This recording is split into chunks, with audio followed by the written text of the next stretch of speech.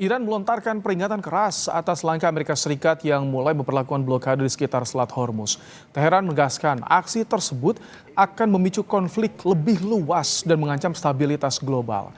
Untuk membahasnya, kami saat ini sudah bersama dengan pakar geopolitik dan keamanan nasional, Wibawanto Nugroho. Selamat malam, Mas Wibawa. Selamat malam, Mas.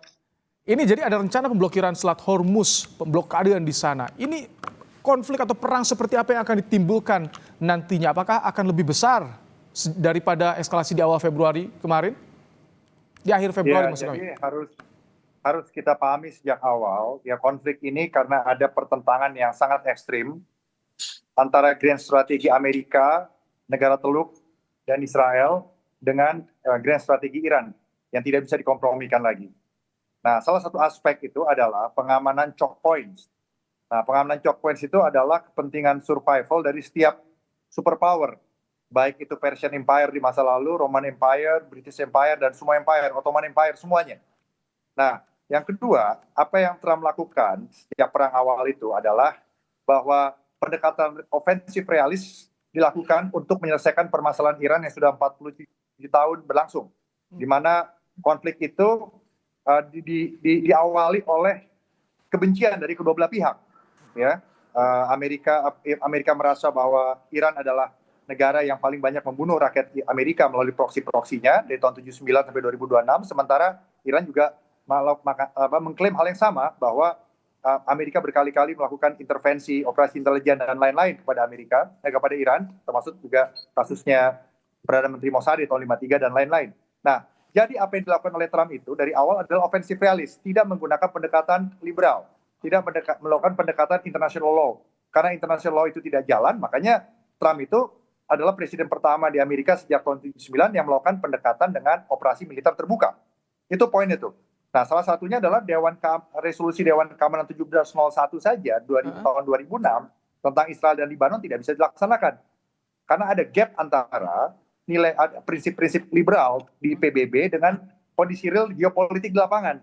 Nah, jadi langsung kita loncat untuk solusi Selat Hormuz ini, pendekatan yang dilakukan lagi itu sudah tidak mengabaikan lagi oleh UNCLOS gitu loh. UNCLOS itu hanya sebagian dipedulikan, dan kesepakatan blokade 1901 di London itu juga sebagian aja itu diikutin gitu. Karena yang penting buat Amerika sekarang bagaimana Selat Hormuz itu bisa terbuka kembali. Dan Amerika akan melakukan pemblokan ya dengan 3 cara. Yang pertama, US Navy itu akan mengclearance mining yang ada di situ. Dan US Navy juga akan melakukan interdiction.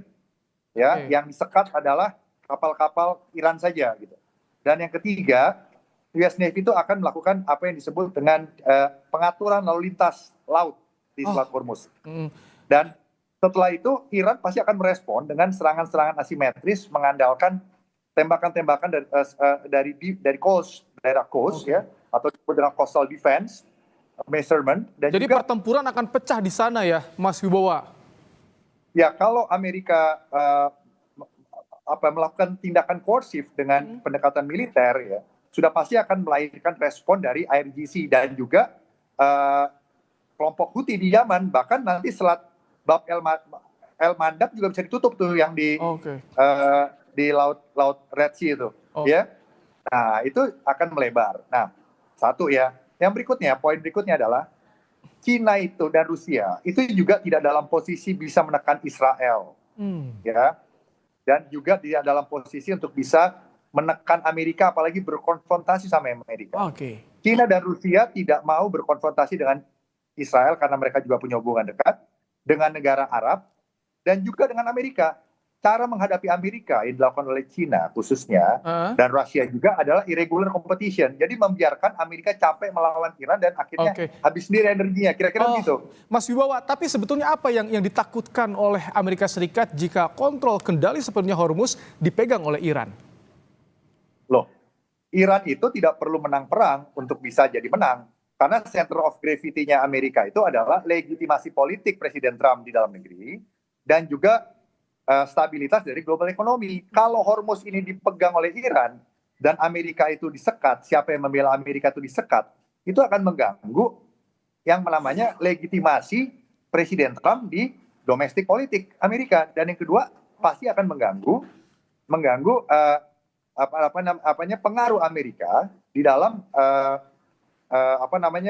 stabilitas ekonomi global, dan bahkan akan siapa yang mengontrol Selat Hormuz itu akan mengontrol order baru di dunia. Karena harus tahu ya bahwa superpower manapun itu berdarah-darah akan memperjuangkan freedom of navigation di choke points dimanapun. Itu poinnya tuh. Oke. Ya. Oke, poinnya. Jadi dengan menyandra Hormuz, yang dimiliki Iran sekarang menyandra Hormuz, masih ada misal dan drone, dan juga masih ada proksi-proksi itu, gitu. Makanya perundingan kemarin batal. Karena apa? Karena Amerika maunya Iran itu dilucuti konvensional militernya, nuklirnya, dan proksinya. Yang berikutnya, Amerika juga tidak mau ada aliansi rival di situ. Dan Amerika juga minta Hormuz dibuka. Dan yang keempat, Amerika bilang jangan ganggu Israel dan negara-negara Arab. Kalau begitu siapa yang bisa melunakkan Trump? Apakah dari internal di Amerika sendiri mampu melunakkan Trump untuk membatalkan blokade di Hormuz agar tidak timbul perang yang lebih meluas? Lah, Trump itu tidak ada pilihan, Mas. Gitu. Jadi antara Iran dan Amerika itu, mereka tidak siap untuk eskalatif, tapi mereka juga belum siap untuk menyentuh hal-hal yang fundamental, 4 hal tadi. Ya, yang di dalam negosiasi itu akan deadlock dan tidak akan bisa tercapai karena itu zero sum game dari 2 aktor yang tidak saling percaya dan mempunyai trauma strategis jangka panjang gitu loh. Oke. Nah, tekanan di dalam negeri tak cukup. Gimana? Tekanan dari dalam negeri Amerika Serikat sendiri tak cukup karena kan ada impeachment ya, ada jadi gini, impeachment dari Trump. Jadi gini, yang menentukan perang itu ada 3 faktor. Yang pertama adalah kepribadian dari pemimpin, ya. Oke, yang kedua adalah domestik politik. Yang ketiga adalah struktur global yang menekan, ya. Struktur global ini, ya, tidak ada yang bisa menekan maksimal, termasuk great powers lainnya. Dan international law itu sudah tidak bisa menyelesaikan ini. Pendekatan liberalis juga sudah tidak bisa menyelesaikan ini. Negosiasi belum bisa dicapai juga. Kan gitu ya. Buat Iran lebih baik hancur sekalian. Bahkan Iran mengatakan semua ditutup aja. Kalau saya sampai di blok, tidak boleh lewat, kami nggak boleh jualan, ekonomi kami nggak bisa bertahan, ya kami hancurkan aja dengan tidak ada yang boleh lewat. Hancur semua, satu dunia, kira-kira gitu. Jadi akhirnya perang aja. Karena dengan perang itu akan ada order baru yang tercipta gitu loh. Sampai kapan Iran bisa bertahan seperti itu menurut Anda dengan kondisi saat ini? Sampai kapan Iran bisa bertahan?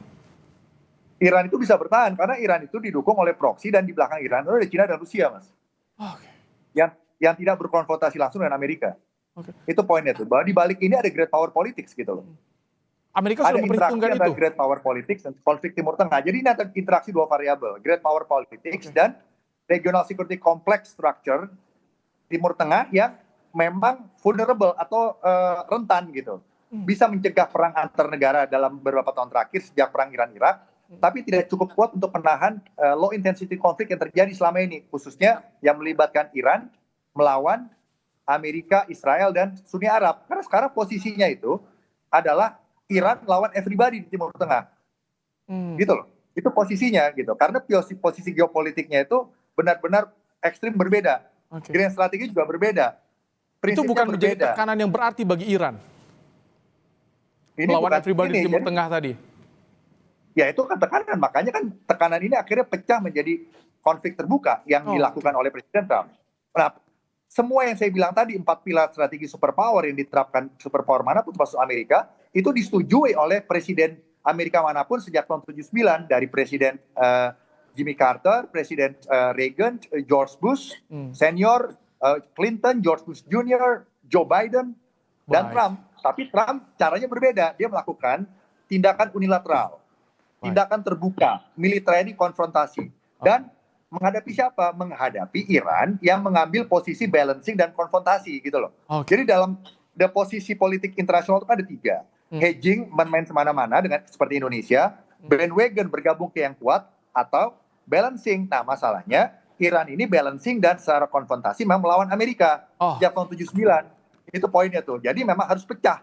Pecahnya dengan kesepakatan, ada moderasi di antara kedua belah pihak, atau perang. Gitu loh. Karena sudah tidak ada lagi pendekatan liberalisme yang sampai saat ini berjalan gitu. Baik, kami tangkap. Eskalasi di Timur Tengah, perebutan pengaruh Selat Hormuz masih terus terjadi antara Amerika Serikat dan juga Iran. Terima kasih Mas Wibawanto Nugroho, pakar geopolitik dan keamanan nasional, telah menyampaikan pandangannya di program Kompas Malam hari ini. Terima kasih.